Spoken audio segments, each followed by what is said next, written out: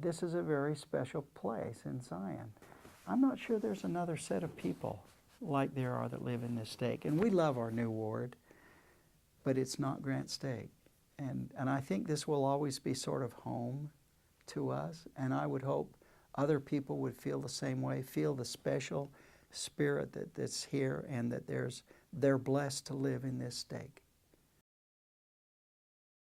I really feel like I've gained more courage, and I've gotten to know so many people from the stake, and I feel like all of those friendships have really enriched my life.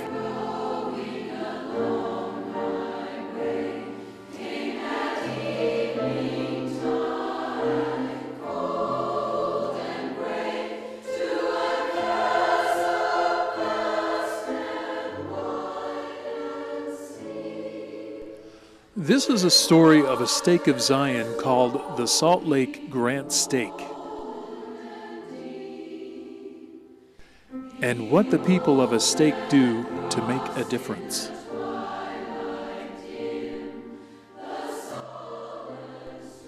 Salt Lake City in the early 1900s was a growing urban center with most of its population clustered around the downtown area. Homes past 21st South were usually set on large plots of land with cultivated crops and orchards surrounding them.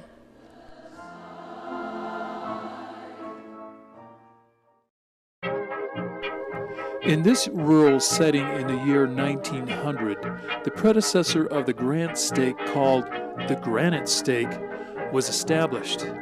By the second decade of the century, many families were moving into the boundaries of the Granite Stake, and the stake was bulging in all its wards.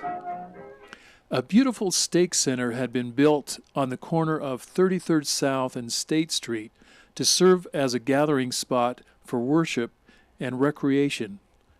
This stake center, called the Granite Tabernacle, was one of the finest of its kind in the West. It had a huge tower which rose 133 feet from the ground. Behind the tower was a dome that arched 70 feet above the main assembly room, which seated 2,500 people in front of an 829-pipe organ. It was at this historic building on May 25, 1924, that the Sunday morning session of Corley's Stake Conference was held. Church President Heber J. Grant presided. The assembly room overflowed as members gathered in anticipation of the announcement that their stake would be divided. The business of the meeting proceeded with the formation of the 92nd stake of the church, the Grant Stake, named after President Heber J. Grant. Raised hands unanimously sustained Joseph J. Daines as the new stake president. News of the new stake was announced by President Grant in the next October General Conference. 2 new stakes have been organized since our last conference, namely the Grant Stake, taken from the Granite Stake, and the Minidoka Stake, a part of the Blaine Stake. The boundary was the Wasatch Mountains on the east, the Jordan River on the west. The south boundary was 36 South, where it adjoined Cottonwood Stake. Starting at the Jordan River, the north boundary was 13th South to 7th East, then south to 27th South, and then east to the mountains.